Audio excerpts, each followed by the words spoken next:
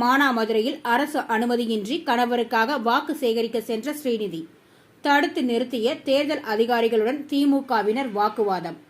தடையை மீறி பிரச்சாரம். திமுகவினர் மீது காவல் நிலையத்தில் புகார்.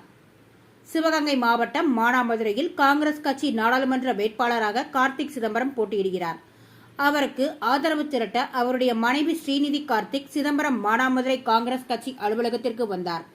பின்னர் வார்டு வார்டாக பிரச்சாரம் செய்ய கிளம்பிய போது தேர்தல் அதிகாரிகள் எங்கு பிரச்சாரம் செய்ய போகிறீர்கள் என கூறி அனுமதி கடிதத்தை காண்பிக்க கூறியுள்ளனர்.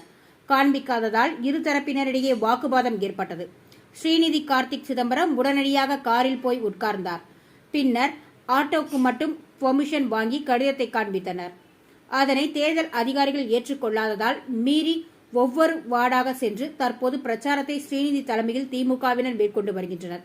காரில் உட்கார்ந்த ஸ்ரீநிதி கார்த்திக் சிதம்பரத்தை வீடியோ எடுத்து செய்தியாளர்களை காங்கிரஸ் கட்சியினர் தகராறு ஈடுபட்டு அடிக்க சென்றனர். இதனால் மேலும் பரபரப்பு ஏற்பட்டது. இதனைத் தொடர்ந்து தேர்தல் அதிகாரிகள் தனியார் தொலைக்காட்சி செய்தியாளரும் மானாமதுரை காவல் நிலையத்தில் ஸ்ரீநிதி மற்றும் திமுகவினர் மீது புகார் மனு அளித்தனர்.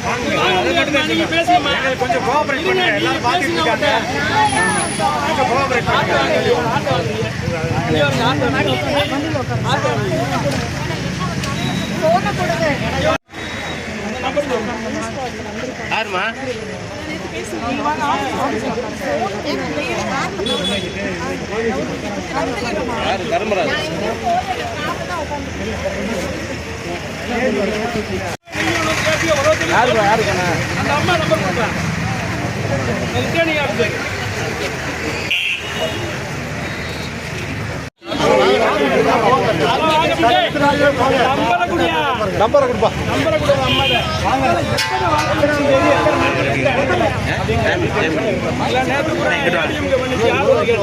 அரசியல் இருக்கிறாள், ரொம்ப நாளா இருக்கிறாள், இதெல்லாம் தெரியும். நம்ம எங்கள்கிட்ட கேட்டு தெரிஞ்சுக்கிறீங்க.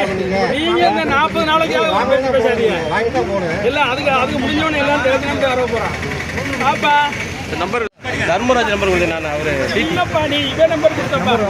அந்த அம்மா பேக்கர் கிளாஸ் ஆபீசர் நம்பர் நம்ம ஜெயமணி தான் கேட்டேன். அந்த நம்பர் தான் நான் பேசுறேன். போமா மேல தான் சொல்றாங்க.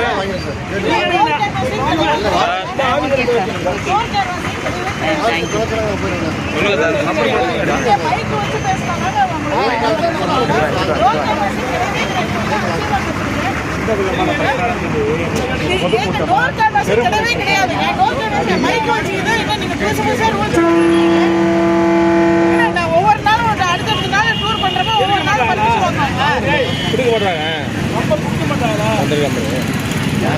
ஜெயமணி சொல்லுவாங்க.